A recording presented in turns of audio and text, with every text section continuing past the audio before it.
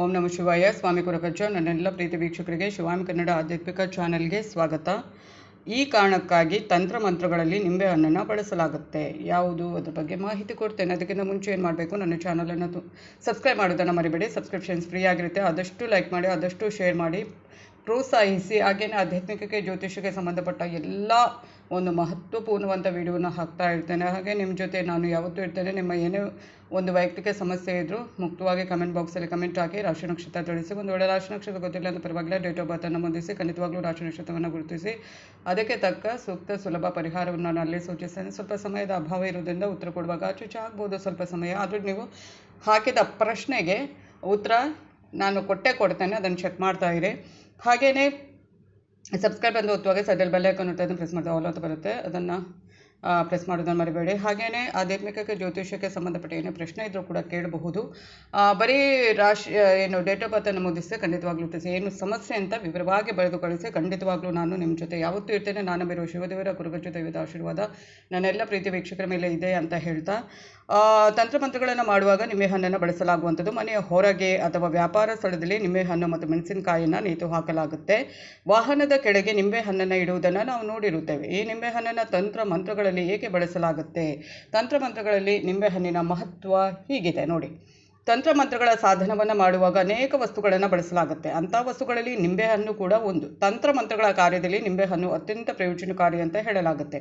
ಆದರೆ ತಂತ್ರಮಂತ್ರಗಳಲ್ಲಿ ನಿಂಬೆಹಣ್ಣೇಕೆ ಬಳಸುವಂಥದ್ದು ಎಂಬುದು ಅನೇಕರಿಗೆ ಇಂದಿಗೂ ತಿಳಿದಿಲ್ಲ. ತಂತ್ರಮಂತ್ರದಲ್ಲಿ ನಿಂಬೆಹಣ್ಣೇಕೆ ಬಳಸಲಾಗುತ್ತೆ ಎಂಬುದು ಅನ್ನೋದ್ರ ಬಗ್ಗೆ ಮಾಹಿತಿ ಕೊಡ್ತೇನೆ. ಅಲಕ್ಷ್ಮಿಗಾಗಿ ಬಳಸಲಾಗುವುದು. ತಂತ್ರಮಂತ್ರಗಳನ್ನು ನಂಬುವ ಜನರು ಅಥವಾ ಅಂಥ ಕೆಲಸಗಳನ್ನು ಮಾಡುವ ಜನರು ನಿಂಬೆಹಣ್ಣನ್ನು ಉಪಯೋಗಿಸುವುದನ್ನು ನೀವು ಗಮನಿಸಿರಬಹುದು. ನಿಂಬೆಹಣ್ಣನ್ನು ಹಲವು ಕಾರಣಗಳಿಂದಾಗಿ ತಂತ್ರಮಂತ್ರ ಸಾಧನೆಗಳಿಗೆ ಬಳಸಲಾಗುತ್ತೆ. ಹುಳಿ ಆಹಾರವನ್ನು ಅಲಕ್ಷ್ಮೀ ದೇವಿಯು ಇಷ್ಟಪಡುವಂಥದ್ದು. ಈಕೆಯನ್ನು ಲಕ್ಷ್ಮೀ ದೇವಿಯ ಸಹೋದರಿ ಅಂತ ಗುರುತಿಸಲಾಗುತ್ತೆ. ಲಕ್ಷ್ಮೀ ದೇವಿ ಸಂಪತ್ತು, ಸಮೃದ್ಧಿ ಮತ್ತು ಅದೃಷ್ಟವನ್ನು ನೀಡಿದರೆ, ಅಲಕ್ಷ್ಮೀ ದೇವಿಯು ದುರಾದೃಷ್ಟ, ಹಣದ ಸಮಸ್ಯೆ ಮುಂತಾದ ಸಂಕಷ್ಟವನ್ನು ನೀಡುವಂಥದ್ದು. ಈಕೆಗೆ ನಿಂಬೆಯ ನೈವೇದ್ಯ.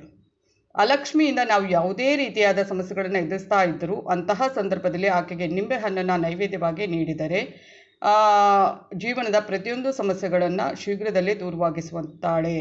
ಅವಳಿಂದ ಆದ ಸಮಸ್ಯೆಗಳನ್ನು ಅವಳೇ ತೆಗೆದು ಹಾಕುತ್ತಾಳೆ. ಯಾರು? ಅಲಕ್ಷ್ಮಿ. ಹಾಗೆಯೇ ದುಷ್ಟ ಕಣ್ಣುಗಳಿಂದ ರಕ್ಷಣೆ ಕೊಡುತ್ತೆ ಈ ನಿಂಬೆಹಣ್ಣು. ಸಾಮಾನ್ಯವಾಗಿ ಜನರು ತಮ್ಮ ಮನೆಯ ಬಾಗಿಲಿಗೆ ಅಥವಾ ಗೇಟಿಗೆ, ವಾಹನಗಳಿಗೆ, ಅಂಗಡಿಗಳ ಬಾಗಿಲುಗಳಿಗೆ ಅಥವಾ ವ್ಯಾಪಾರ ಮಾಡುವ ಸ್ಥಳದಲ್ಲಿ ನಿಂಬೆಯೊಂದಿಗೆ ಮೆಣಸಿನಕಾಯಿಗಳನ್ನು ಇಟ್ಟು ನೇತು ಹಾಕುವಂಥದ್ದು. ಇವುಗಳಲ್ಲಿ ಒಂದು ನಿಂಬೆಹಣ್ಣನ್ನು ಮತ್ತು 7 ಮೆಣಸಿನಕಾಯಿಗಳನ್ನು ಇಡಲಾಗುತ್ತೆ. ಯಾಕೆ ಹೀಗೆ ಮಾಡಲಾಗುತ್ತೆ ಎಂಬುದು ನಿಮಗೇನಾದರೂ ತಿಳಿದಿದೆಯೇ?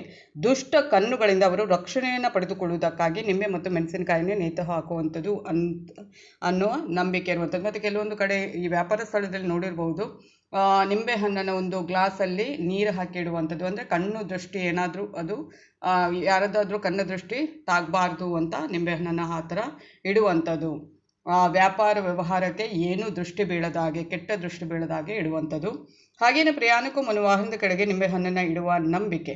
ದೂರಗಳಿಗೆ ಪ್ರಯಾಣವನ್ನು ಮಾಡುವಾಗ ಅಥವಾ ಟ್ರಿಪ್ಗಾಗಿ ಹೋಗುವಾಗ ಅಥವಾ ಯಾತ್ರೆಗಳನ್ನು ಕೈಗೊಳ್ಳುವಾಗ ನಾವು ಹೊರಡುವ ಗಾಡಿಯ ಚಕ್ರದ ಕೆಳಗೆ ನಿಂಬೆಹಣ್ಣುಗಳನ್ನು ಇಟ್ಟು ಅದರ ಮೇಲೆ ವಾಹನವನ್ನು ಚಲಾಯಿಸಿದ ನಂತರ ನಮ್ಮ ಪ್ರಯಾಣವನ್ನು ಪ್ರಾರಂಭಿಸುವಂಥದ್ದು.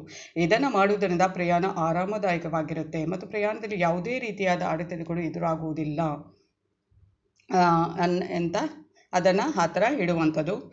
ಚಕ್ರದ ಕೆಳಗಡೆ ನೀವು ನೋಡಿರ್ಬೋದು, ಆಯುಧ ಪೂಜೆ ಸಮಯದಲ್ಲಿ ಆಗಿರ್ಬೋದು ಅಥವಾ ಹೊಸ ವಾಹನ ತೆಗೆದುಕೊಳ್ಳುವಾಗ ಆಗಿರ್ಬೋದು ಅಥವಾ ದೂರ ನಾವು ಪ್ರಯಾಣಿಸುವಾಗ ಏನಾದರೂ ದುಷ್ಟ ಶಕ್ತಿಗಳಿಂದ ಅಥವಾ ಏನೂ ನಕಾರಾತ್ಮಕ ಶಕ್ತಿಗಳಿಂದ ನಕಾರಾತ್ಮಕತೆ ಉಂಟಾಗದೆ ಸಕಾರಾತ್ಮಕತೆ ಬರುವಾಗೆ ಅಥವಾ ಏನೇ ಒಂದು ನಮ್ಮ ಒಂದು ಪ್ರಯಾಣದಲ್ಲಿ ಏನೂ ತೊಂದರೆ ಆಗದಾಗೆ ಅದನ್ನು ಆ ಥರ ನಿಂಬೆಹಣ್ಣನ್ನು ಮೇಲೆ ಗಾಡಿ ಹೋಗಿಸುವಂಥದ್ದು ಮತ್ತು ಅದರಿಂದ ಯಾವುದೇ ಒಂದು ಕೆಟ್ಟದು ಆಗದಾಗೆ, ಅಂದರೆ ಪ್ರಯಾಣದಲ್ಲಿ ಸುಖಕರಮಯವಾಗಿರಲಿ ಪ್ರಯಾಣ ಅಂತ ಅದನ್ನು ಮಾಡುವಂಥದ್ದು.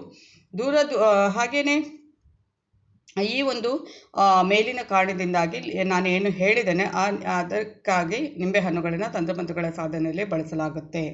ನಿಂಬೆಯನ್ನು ತಂತ್ರಮಂತ್ರಗಳಲ್ಲಿ ಲಕ್ಷ್ಮೀ ದೇವಿಯ ಲಕ್ಷ್ಮಿ ಅಲ್ಲ, ಅಲಕ್ಷ್ಮೀ ದೇವಿಯ ಆಶೀರ್ವಾದ ಪಡೆದುಕೊಳ್ಳಲು ಕೂಡ ಬಳಸಲಾಗುತ್ತೆ. ಇದು ನಿಂಬೆಹಣ್ಣಿನ ಬಗೆಗಿನ ಒಂದು ಒಂದು ಸಣ್ಣ ಮಾಹಿತಿ ಅಂತಲೇ ಹೇಳ್ಬೋದು. ಕೆಲವರಿಗೆ ಗೊತ್ತಿರೋದಿಲ್ಲ ಯಾಕೆ ಅದನ್ನು ನೇತು ಹಾಕುವಂಥದ್ದು ಅಥವಾ ಅದನ್ನು ಚಕ್ರದ ಅಡಿಗೆ ಅಂದರೆ ಏನು ವಾಹನ ನಾನು ಈಗಾಗಲೇ ಹೇಳಿದನಲ್ವಾ, ಯಾಕೆ ಅದನ್ನು ವಾಹನ ಒಂದು ಚಲಾಯಿಸುವಾಗ ಅದನ್ನು ಕೆಳಗೆ ಇಟ್ಟು ಅದರ ಮೇಲೆ ವಾಹನ ಚಲಾಯಿಸುವಂಥದ್ದು ಅಂತ ಗೊತ್ತಿರೋದಿಲ್ಲ. ಈ ಒಂದು ಕಾರಣಕ್ಕಾಗಿ ನಿಂಬೆಹಣ್ಣನ್ನು ಉಪಯೋಗಿಸುವಂಥದ್ದು ಅಂತ ಹೇಳಬಹುದು.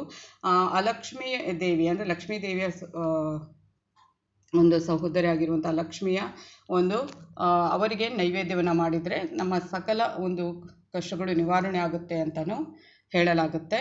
ಇವಿಷ್ಟು ಇವತ್ತಿನ ವಿಡಿಯೋ ಆಗಿರುತ್ತೆ. ಮುಂದಿನ ವಿಡಿಯೋದಲ್ಲಿ ಮತ್ತೆ ಭೇಟಿ ಆಗ್ತೀನಿ. ಧನ್ಯವಾದಗಳು.